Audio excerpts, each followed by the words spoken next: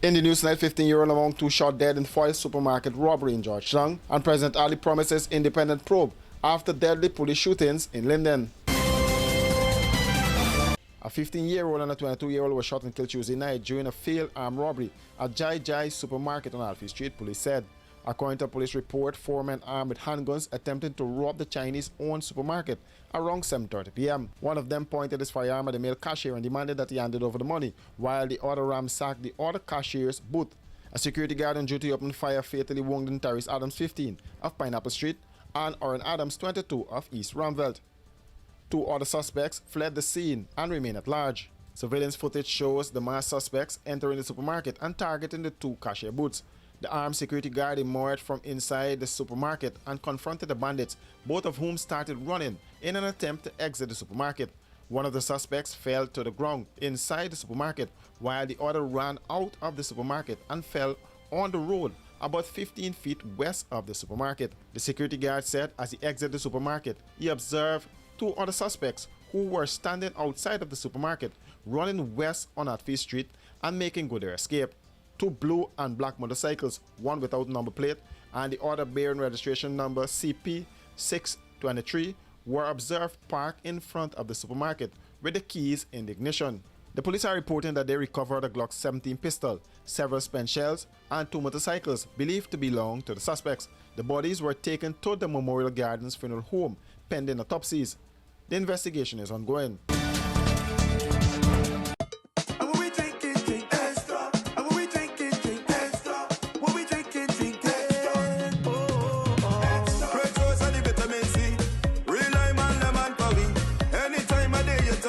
Extra lime, lemon, and you will agree.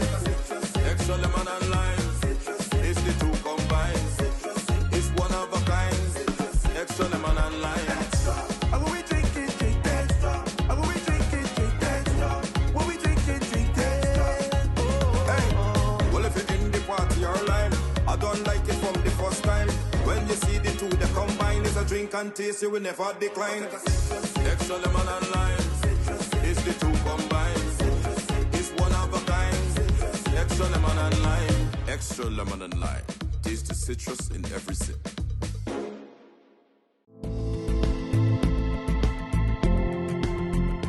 From the Army, I go to the police force, spend 5 years service. Then take a break and join Sheriff Security. And so far the experience has been good and I'm enjoying it. I like my work. Very dedicated and determined. Very nice company. Have a lot of benefits, so I think Sheriff Security is one of the best so far for me, for my experience.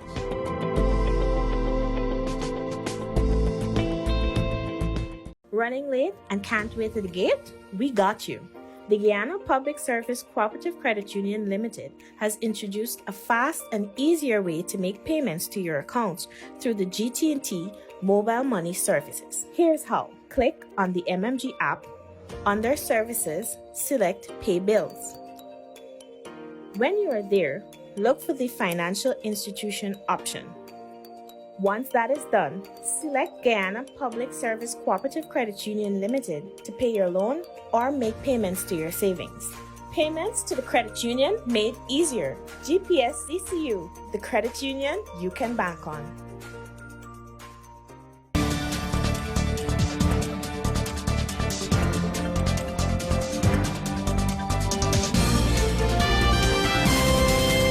Hours after the fatal police shootings of two men in the mining town of Linden, President Irfaan Ali traveled to the community on Tuesday to meet with the grieving family members and promise justice in wake of the mounting public outrage. The victims were identified as 21-year-old Ronaldo Peters, who was shot and killed by a police sergeant, and 32-year-old Keon Fogini, a bystander who was struck by a police wrong during the ensuing protest.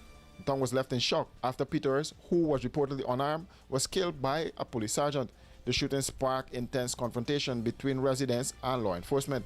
During the protest, tensions escalated and residents hurled stones, bottles, and other projectiles at officers. In response, the police fired live rounds into the crowd in an attempt to disperse them. One of those rounds struck Fogini in the eye, killing him on the scene. His distraught mother said she wants justice for her son and support for his children.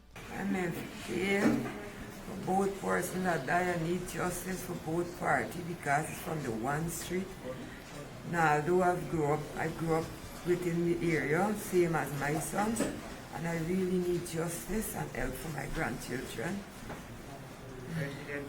And the president assured me that he's going to do it, and I take his word. President Ali meeting with both families extended condolences and assured them that an independent investigation will be conducted by the regional security system. I met with the families today and I assured them that this will be an independent investigation led by the RSS in the shortest possible time. The terms of reference will be developed. They have specific questions that they will share with us, and the investigation would be independent, and that the recommendations and findings of those investigations will be respected. Following the meeting, family members appealed for calm in the community as emotions continue to run high. So we have asked the residents within the Wismore and Mackenzie shore, we have asked you just to please just be calm. We already get the president and the word to comfort from the president. The community would have requested the president's presence so that we could discuss this issue, so that we as a community will feel satisfied that justice is actually being served and everything is being done possible, so that everything that's surrounding this situation will be looked into. So we were assured that this is what the president is here to do today. He assured us that there will be no bias within the investigation. Everything will be done independently, and everything that we want to satisfy that, hey, we understand that it was wrong and we need justice. So he's here today to show us the community support that we need. So we're asking you guys, we could calm down now, we get what we want, as you would say. So we know that there's action being taken. This is what we want, swift action being taken, and this is what we're having right here now. In a statement released on Tuesday, the Guyana Police Force said its Office of Professional Responsibility has launched an internal investigation into the shootings. The officers involved have been placed under close arrest pending the outcome of the probe. Washi. Hi people. Washing made so easy since I found Washi. Washing me use wash me clothes and I can say Washi soap powder wash clothes so nice. Washi soap powder leave your clothes color bright. Washi soap powder leave me clothes smelling nice, of course.